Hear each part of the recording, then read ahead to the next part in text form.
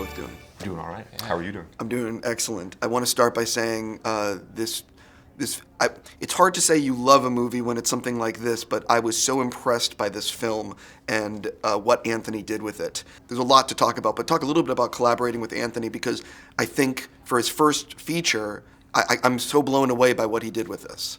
I hate the guy you talk about. Yeah, he's a real dick making a movie coming out the gate like this. Like, what a jerk.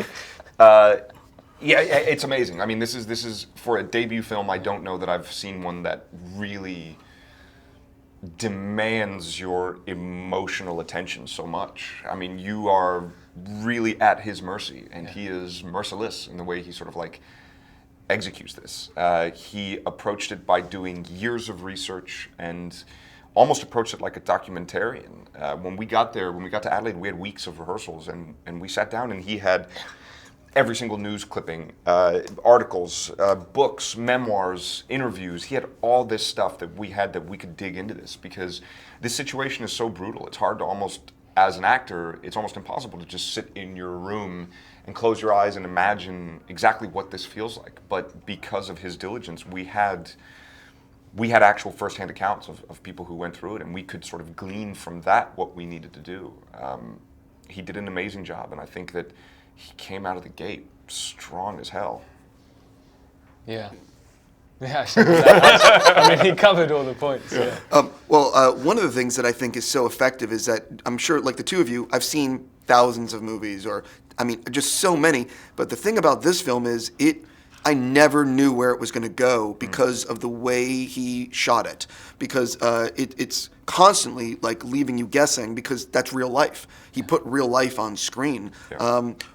Just talk a little bit about what it was like on set to capture that. Yeah, I mean, it was a very surprisingly physical experience, this film. You know, it took a big toll on all of us. You know, he did this thing. You can say that, you know, your mind knows you're acting, but your body doesn't. Your body doesn't.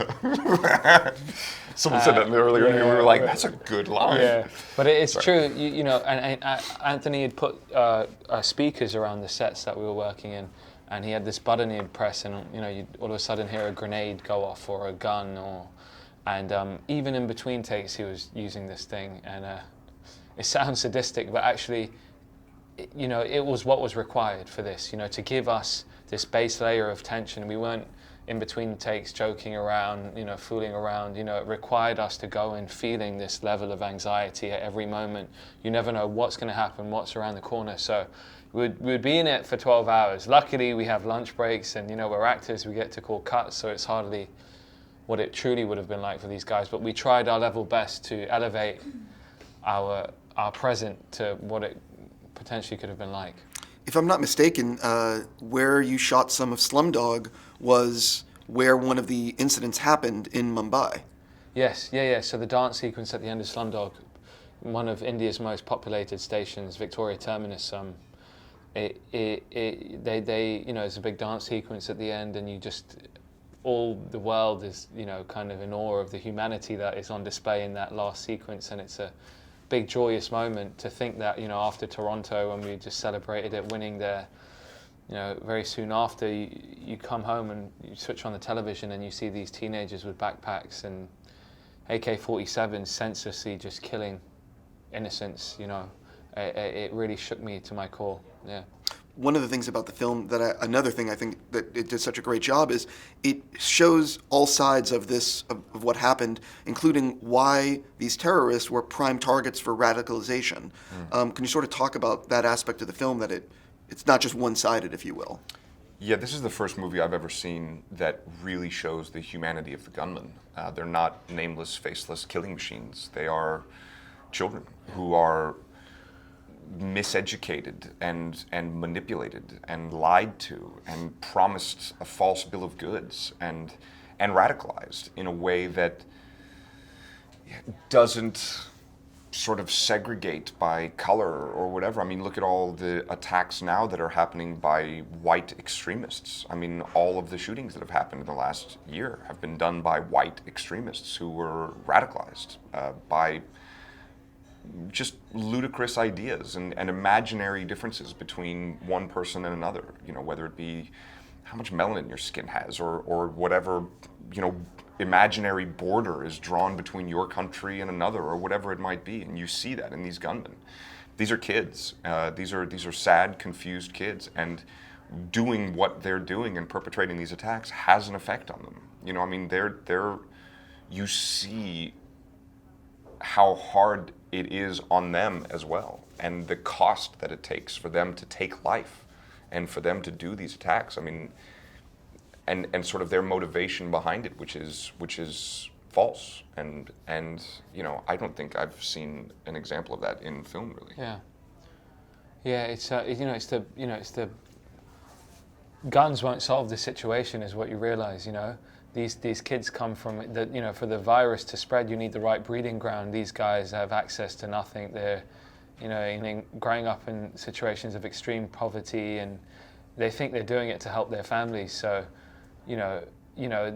that's not going to change anything. You know, to really solve these problems is to go to the root of these situations. The cancer, it's education. It's about, you know, educating people on different cultures and things like that. So yeah. You guys are part of a very lucky group, which are both you both worked with Aaron Sorkin, and I'm curious. Yeah. He did it squared in a way, didn't he? Twice. So. I'm curious. His dialogue and getting to work with that kind of a script, I would imagine, changes you as an actor, or you learn a lot working with someone like that. I'm just curious what you took away from that experience for both of you. Yeah, it was tough. Aaron's a genius, and you know, it is I mean, I was well over my head. I'm so lucky that he didn't fire me after season 1. But you know, it's just it really is an orchestra, his dialogue. You know, it's never about one person, but how everything sounds in the rhythm, and everyone's jumping on top of each other. There's never breath, and until the moment pays off, it really is so beautifully choreographed the way he writes. You said it best when you said it's like music, and there's a rhythm to it. It takes a long time to understand it, and then all of a sudden you're like, And he's so specifically, you know, he would come up to you and go, Armie, on this line, you made that in ellipses, and it's not in ellipses, it's clearly a comma. Make it a comma. Don't make it in ellipses. And you go, what? That's Aaron, man. Yeah, and you're like, oh, okay, comma, not ellipses. Got it. Yeah. He can, you know, in read-throughs when someone's ill, and Aaron reads in for any other role, you're like, fuck, this guy's so good. Yeah, you like, really he's like, should. Yeah, you should do it all. I really mean it. Congratulations on this film. You were both so incredible in it. Have a fantastic day. Thank you.